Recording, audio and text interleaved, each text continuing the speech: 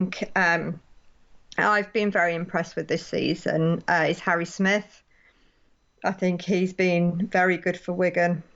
Yeah, he didn't play for the first 7 weeks. No. Other than the sort of his first game, it was a very poor performance actually in the game against Toulouse in Toulouse. When I watched that game back, he was just won. Was that the one where you won by a point? Was it in the end? Yeah, that's right. He scored the winning point though. He had a really poor game, yeah. but then stepped up at the end to kick the drop goal. Yes. Yeah. Then when he took over the kicking duties, he's been an 80% plus kicker this year, which he was a 60% and below kicker last year. So his confidence in that realm has stepped up as well completely. But so I think he's in the list of Wigan players that have been fantastic. But I think in a Man of Steel shortlist. Yeah, I mean it's with him not playing every match at the beginning, I think But I just wanted to acknowledge him. Yeah, no, of course. And I'm trying to think of any other players maybe at Leeds who've been consistently good over the season. Cam Smith's probably the one that stands out for me, and Reece Martin, but I don't think they've been Man of Steel calibre. Sione Matautia had a really good start to the season at St Helens, but then I think he's done himself out of the team by all the suspensions he suffered. Yeah. I think he had 2 or 3 bans, and he's had some injuries as well, and probably being forced to play at centre a little bit has hampered his progress as well in the latter stages of the season. But I think he was very strong at St Helens in the first 2 months of the season, but faded. But I certainly can't argue with those 3 that have been picked. If it had to just be 3, I'm quite comfortable. But like I say, Lola here is the player that I feel should have been on a short list as well. I'm not the only one who thinks Jay Field's been the outstanding player this year, because Wigan Warriors fullback Jay Field has been named Player of the Year by the Rugby League Writers and Broadcasters Association. He polled 61% of the members' votes, with Salford standoff Brodie Croft coming second with 22% of the votes. And the RLWBA chairman Trevor Hunt, who's a BBC Radio Manchester commentator, he said, "It's always difficult for our members to single out players for this award, especially with so many genuine top quality athletes as contenders. But Jay's amazing battle back to fitness only adds to an incredible story of courage, resilience and fortitude that has seen him take Super League by storm with an incredible display, not only of speed, but superb skills to give him an edge over his challengers." Yeah, I think actually, just like thinking about him, he's brought a bit of, he has brought that speed from backfield that we haven't seen loads of over recent years, have we? No, we've seen the ball playing fullbacks, Connors or Sam Tompkins, even Brett Hodgson actually in his day when he was there. He was a bit more of a runner maybe than Tompkins, but he had a lot of try assists. Brent Webb was a guy that had a lot of try assists because forward passes were never ruled. But yeah, we have seen more ball players than speed players at fullback, and now with Dufty coming in at Warrington and Field obviously at Wigan, along with French having been at Wigan. Wellesby's no slouch, but is maybe not in their category. But we are seeing a bit more emphasis on speed, maybe. You're right. Yeah, it's just interesting how positions develop, isn't it? Yeah, if we had a comeback player of the year award, then I think Jay Field would be the absolute winner of that. And what Trevor Hunt has sort of said about there, I mean, kind of does add to the narrative, doesn't it, that he only managed those few games last year. He pulled his hamstring in round 1 last year, and we never saw the best of him. In terms of the coaches, Christian Wolff from St Helens, who's league leaders, winners, Matty Pete from Wigan, and Salford's Paul Rowley are the 3 nominees for Super League Coach of the Year. So the same clubs in the conversation again. Wolff has won 2 Super League titles, but twice been pipped to this award by Adrian Lamb and Steve McNamara, the men who won the League Leaders Shield with their sides in those 2 years. It's interesting to point out. Pete's obviously won the Challenge Cup this year in his first season as a head coach. His first season as a head coach for a player who's never played at the top, for a man who never played at the top level, is a big step up. And then Paul Rowley, it's also his first season coaching in Super League, and he's got what was a very much unfancied Salford side with their resources and their pack. I didn't expect them to finish higher than 9th or 10th at the 9th at the very best. So to get them into 6th and have them playing the way he's had them playing and get them through to the semi-finals has been an outstanding achievement. Any arguments with those three, and who would be your choice? Sort of teasing towards what will be a three-man shortlist as well for the SLP award for Coach of the Year, I think. So I am discounting Christian Wolf in my award, because I think, like, give anyone the Saints team and they can finish well with them. Pete, I think, has he's won the Challenge Cup, hasn't he? And he did that at a time that Wigan were very unfancied, I think. We certainly weren't expected to come into this year as the best attacking side in the competition, going from being the worst attacking side in the competition. I think I was more optimistic than you with predicting Wigan's finish in the league and things. But and like you say, he has never played at the top level. So I think he has done. I think he really has turned that club around.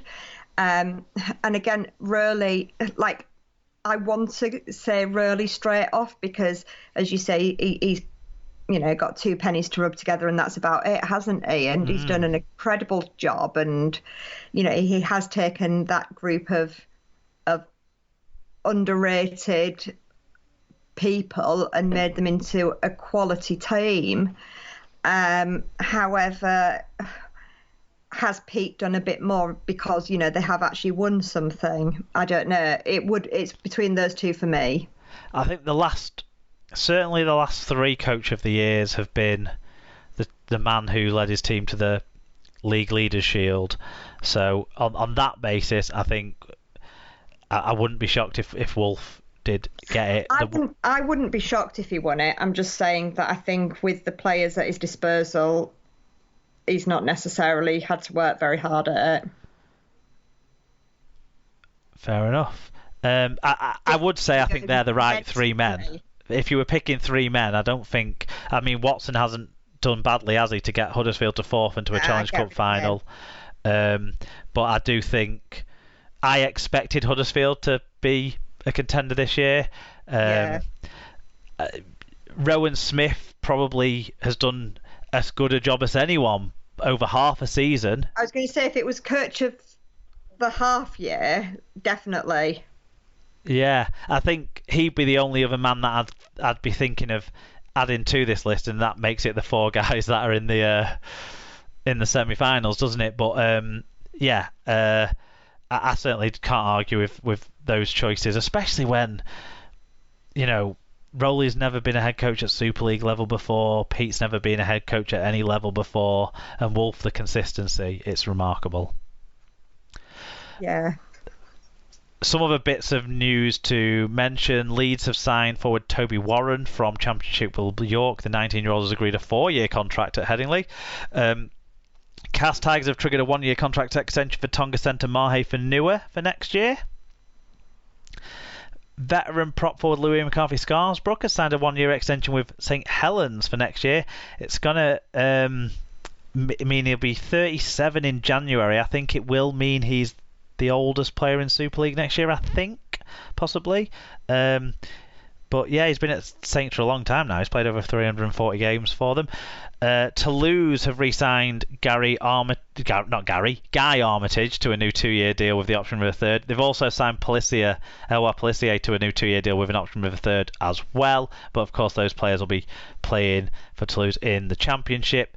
And Gareth Widdop has announced his retirement from the international game. The 33-year-old halfback or fullback has scored 171 points in his 28 appearances since making his debut as a 21-year-old against France back in 2010. It makes him second only to Kevin Sinfield on the all-time England point scoring rankings, according to this. So that's pretty impressive. He featured in the last 2 World Cups for England, of course, helping them to the final in the most recent outing in 2017. He also made 4 Test appearances for Great Britain on the ill-fated 2019 Lions Tour and featured in the World Cup 9s Down Under for England that year as well. So quite the international career comes to an end for Gareth Widdop. definitely. Do you think he's maybe acknowledged that his form this year hasn't been good enough to get him into the international squad, and so he's opted to retire rather than be not selected? Yeah. Possibly. It gives him that opportunity, doesn't he, to get the accolades for what he did. I thought in the 2017 World Cup, when he moved to fullback, in that sort of midway through that tournament, it totally changed the shape of England's performances, and I thought he was outstanding at that stage. I do think he's probably been one of England's best players in the last 10 years, and it's a shame that we never got to a point of him winning a trophy with the side. Yeah.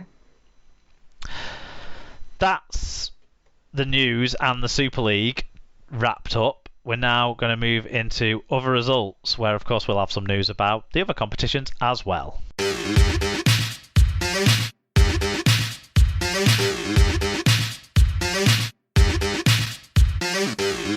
In other results, it was the Women's Super League. It was the Group 2 semi-finals, and it finished Barrow 10, Featherstone 12, and Warrington 72, Bradford 0. It's a big scoreline for a semi-final, isn't it? It is.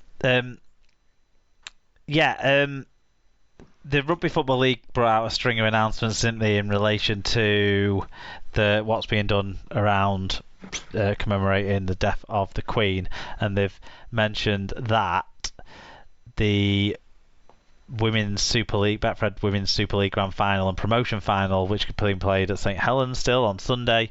The players are going to wear black armbands as the nation continues to share in the mourning of the Queen. A minute's silence will be held. The national anthem will be sung before both games, and Jerusalem will be sung as tradition dictates before the grand final between York and Leeds.